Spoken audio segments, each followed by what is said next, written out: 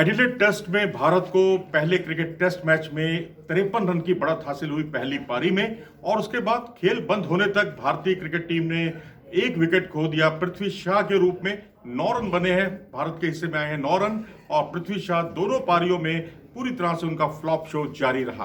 पहली पारी में वो दूसरी गेंद पर आउट हो गए थे बिना कोई रन बनाए हुए और दूसरी पारी में उन्होंने बनाए 4 रन। बिल्कुल जिसे कहते हैं कमिंस की जो गेंद थी वो बैक ऑफ द लेंथ थी और उस पर वो आगे फ्रंट फुट पे चले गए जिससे वो गच्चा खा गए और जिस तरीके से वो बोल्ड हुए हैं वो बहुत ही ये कहिए कि जिस तरीके से वो पहले आउट होते रहे हैं उसी तरीके से वो यहाँ भी आउट हुए हैं। पिछले एक साल में इसी तरीके से सीम मूवमेंट से कई बार वो उनको सीम मूवमेंट जो है छका चुकी है और इस बार भी वही वो यानी अपनी गलतियों से वो बिल्कुल भी नहीं सीख रहे।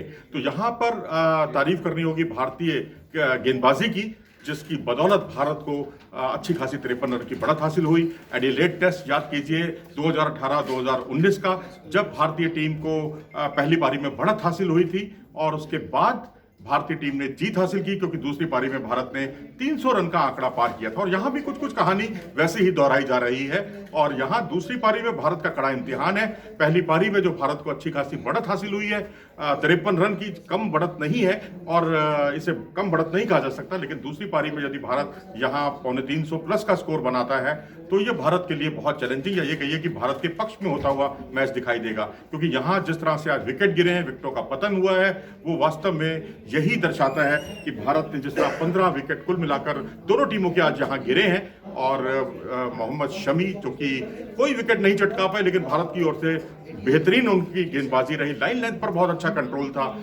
वहीं बुमराह ने शुरुआती 2 झटके जो दिए थे, दोनों ओपनर्स को लौटाया, एक को उन्होंने यॉर्कर पर आउट किया, दूसरे को भी उन्होंने बहुत परेशान किया और इस तरह से 2 विकेट उनके नाम हुए। और स्टीवन स्मिथ को जिस तरह अश्विन ने आउट किया, उमेश यादव को जिस तरह से उमेश यादव ने जिस तरह लैबुशेन को विकेट चटकाया, उस तरह से भारत की मैच जो है मुट्ठी में आता हुआ दिखाई दे रहा था। लेकिन बाद में 3 जो आखिरी बल्लेबाज थे उन्होंने 80 रन जोड़ लिए। टिम पेन ने बहुत ही बेहतरीन बल्लेबाजी का प्रदर्शन किया, खासकर उनके कट शॉट्स देखते ही बनते थे और कट शॉट्स के साथ साथ बाद में शमी के ओवरों में भी उन्होंने चौके लगाए। उन्होंने किसी भी भारतीय गेंदबाज को नहीं बख्शा। लेकिन हाँ, अश्विन की तारीफ मैं जरूर करूंगा।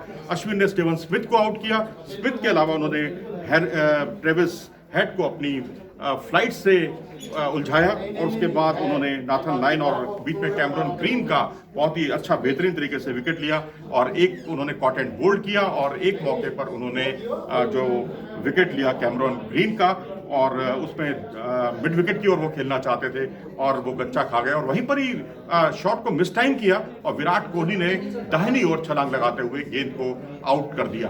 तो इस तरह से ये कहना ठीक होगा कि भारतीय बल्लेबाजी बहुत ही उम्दा, भारतीय गेंदबाजी बहुत ही उम्दा रही और उसने एक तरह से बढ़ते हुए कदमों पर पूरी तरह से लगाम लगा दी ऑस्ट्रेलिया की।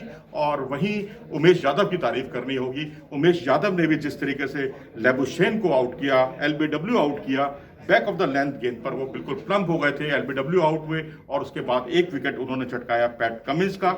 रहाणे के हाथों उन्होंने गली में कैच लपकाया तो रहाणे ने कुल मिलाकर पकड़े 2 कैच और 2 जो कैच छूटे हैं भारत के लिए वो भी कई तरह के सवाल खड़े करते हैं। लैबुशेन के कैच छूटे, स्मिथ का कैच छूटा और जिस तरह बुमराह ने बिल्कुल बाउंड्री पर फाइन लेग पर एक कैच छोड़ा वो भी कई सवाल खड़े करता है। और शमी की वो गेंद थी और इस तरह से बुमराह की गेंद पर भी कैच छूटे हैं और एक मयंक अग्रवाल ने कैच छोड़ा, एक पृथ्वी शॉ ने कैच छोड़ा। मयंक अग्रवाल ने टिम पेन पर मेहरबानी दिखाई तो वहीं पृथ्वी शॉ ने लैबुशेन पर मेहरबानी दिखाई, उनके कैच छोड़े। और एक साहा का बिल्कुल हाफ चांस कह सकते हैं वो कैच भी, क्योंकि साहा जैसा आला दर्जे का विकेट कीपर उससे ये उम्मीद नहीं की जाती कि वो इस तरह से गेंद तक नहीं पहुंच पाए और इस तरह से भारत की मुश्किलें बढ़ती हुई दिखाई दी। तो कुल मिलाकर भारतीय टीम का प्रदर्शन दूसरे दिन बहुत ही अच्छा रहा, 53 रन की बढ़त, लेकिन पृथ्वी शॉ ने भारत की मुश्किलों को एक बार फिर से बढ़ा दिया है। लेकिन अब उम्मीद करनी चाहिए कि भारत के बाकी बल्लेबाज जो हैं निश्चित तौर पर दूसरी पारी में 300 का स्कोर खड़ा करेंगे और मैच को अपनी मुट्ठी में करेंगे।